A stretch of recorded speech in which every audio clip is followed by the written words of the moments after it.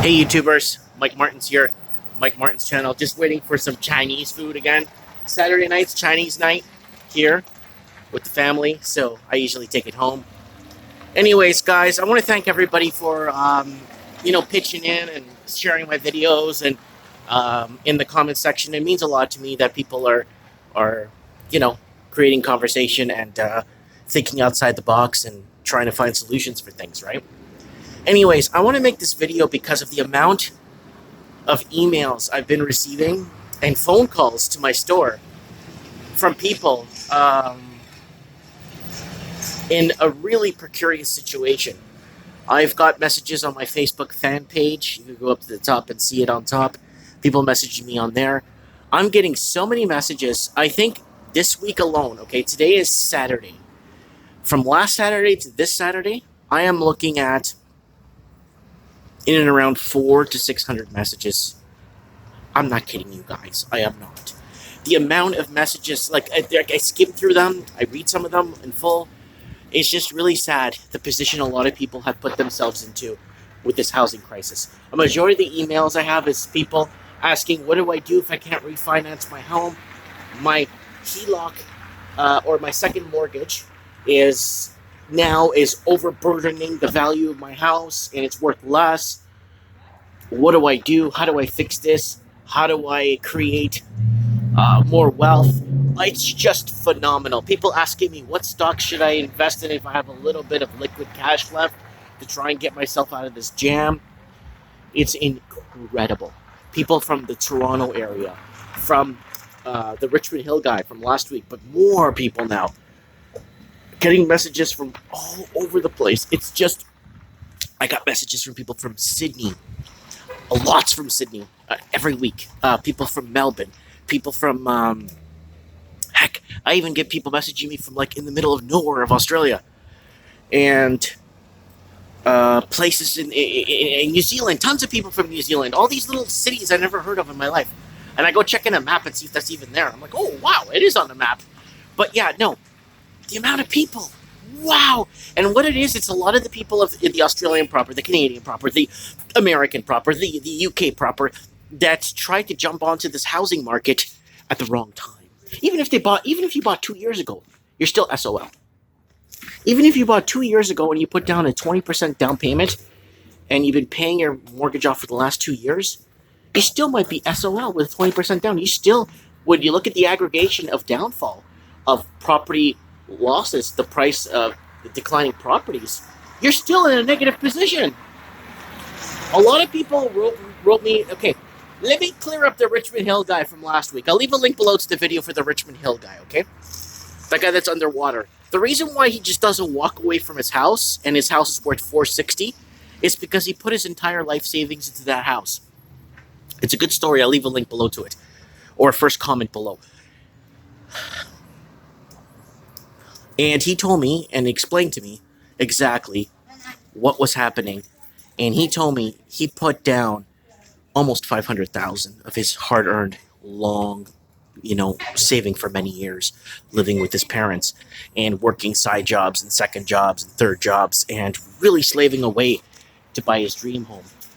And he figured that, he could put down $500 large, pick up a house, and still have a $5,800 or $6,000 a month mortgage that he put enough to offset, so, because prices in Richmond Hill went up to $1.62 million, right? So if you mortgage $1 million and the rates go up, you're looking at a lot of cake to pay back.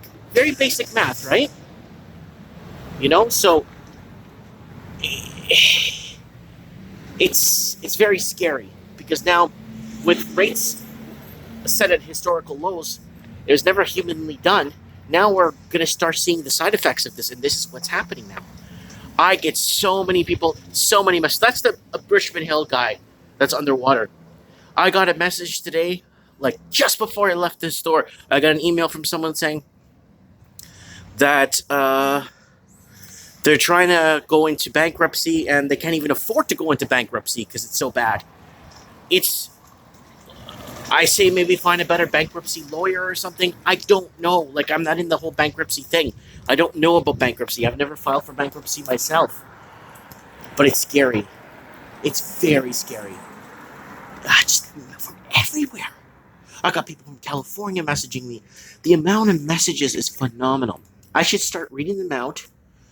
Some emails are very lengthy. I mean, like a 12-minute read. And some of them are 3 to 5 minutes. I'm going to start reading some of the emails for you guys and some of the stories for you guys so you guys get an understanding of what's happening on the ground in different parts of the English-speaking world.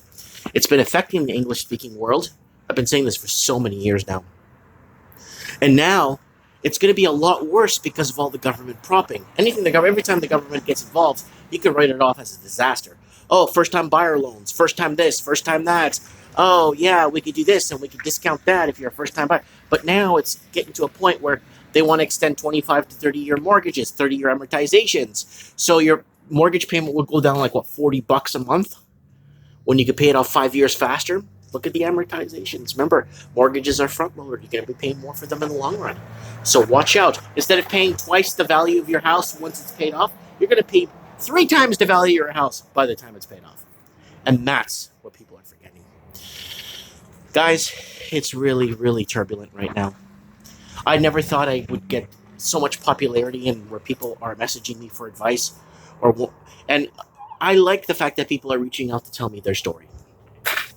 I like the fact that people are reaching out to tell me how they're being affected by this housing crisis. Sorry, guys, it's cold. My eyes are watering when it gets really cold. No, I'm not crying yet. But it's cold. It's like -5. But anyways, I'm out here making this video for you guys on this downtown Merritt here. It's cold. That's why there's not a lot of people. Summertime, there's a lot of music going on, people walking up and down. We got festivities here. It's really nice in the summer.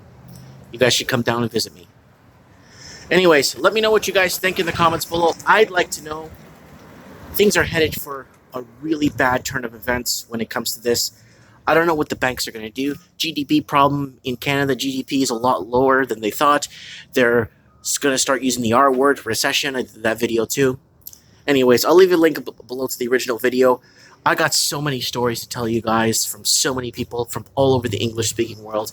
It's just phenomenal. Incredibly phenomenal.